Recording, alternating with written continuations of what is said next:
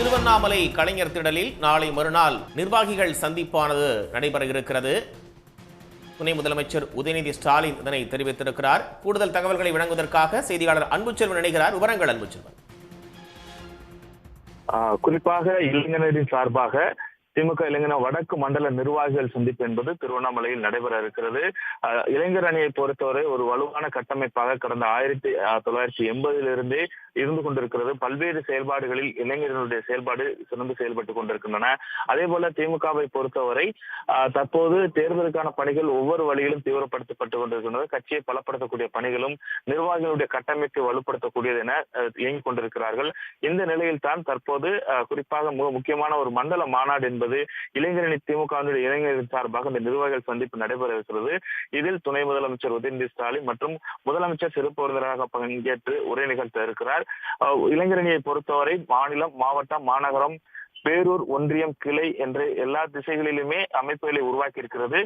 பல்வேறு முன்னெடுப்புகளை செய்து கொண்டிருக்கக்கூடியதில் இதில் 5 லட்சம் நிர்வாகிகளும் 50க்கும் மேற்பட்ட உறுப்பினர்கள் 50 லட்சத்துக்கும் மேற்பட்ட உறுப்பினர் கொண்ட ஒரு வலுவான கட்டமைப்பாகத்தான் இளைஞர் அமைப்பு என்பது செயல்பட்டுக் கொண்டிருப்பதாக சுட்டிக்காட்டப்பட்டிருக்கிறது. இந்த நிலையில் தான் 5 லட்சம் நிர்வாகிகளை ஒன்றிணைக்கக்கூடிய விதமாக மண்டலதோறும் நிர்வாகிகள் சந்திப்பு நடத்த வேண்டும் என முதலமைச்சரும் திமுக தலைவருமான முதலமைச்சர் மு.க. ஸ்டாலின் உத்தரவிட்டிருந்தார். அதில் முதல் கட்டமாக வடக்கு மண்டல நிர்வாகிகள் சந்திப்பு என்பது வருகிற ஞாயிற்றுக்கிழமை மாலை 4 மணி அளவில் திருவண்ணாமலையில் இருக்கக்கூடிய கலைஞர் திடலில் நடத்த திட்டமிடப்பட்டிருக்கிறது. இதில் 1,30,000 இளைஞரணி நிர்வாகிகள் கூடிய பிரம்மாண்டமான ஏற்பாடுகள் செய்யப்பட்டிருக்கின்றன. அதிலும் குறிப்பாக வடக்கு மண்டல இளைஞரணி சார்பாக இந்த நிர்வாகிகள் சந்திப்பு என்பது நடைபெற இருக்கிறது.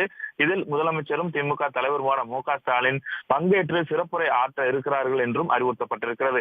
வரக்கூடிய 2026 ஆண்டு சட்டமன்ற தேர்தலில் மீண்டும் திமுகவே வர வேண்டும் என்பதற்கான தொடர்ந்து பல்வேறு பணிகளை முன்னெடுப்பு செய்யப்பட்டுக் கொண்டிருக்கிறது.